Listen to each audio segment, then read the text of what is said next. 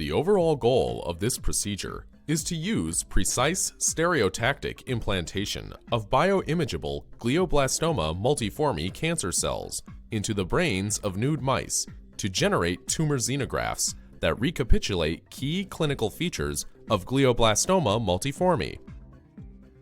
This is accomplished by first preparing glioblastoma multiforme tumor cells to stably express luciferase for serial non-invasive bioluminescent imaging.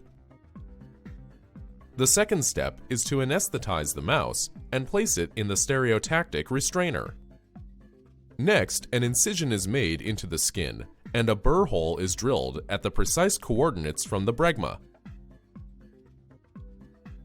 The final step is the slow implantation of tumor cells into the brain using stereotactic techniques, followed by the removal of the needle and the closure of the incision.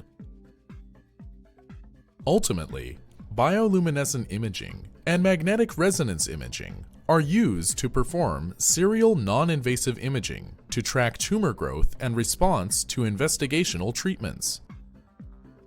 The main advantage of this technique compared to existing methods like non-stereotactic manual implantation of cancer cells is that the method of stereotactic intracranial implantation of tumor cells in mice described here generates more reproducible tumors that reasonably recapitulate the infiltrative and rapid growth pattern of clinical glioblastoma multiforme. Perioperative morbidity and mortality for the procedure are very low, and the tumor take rate is very high. This technique is especially well suited to experiments stratifying mice evenly to different treatment groups where it is desirable to have reproducible tumors of comparable size.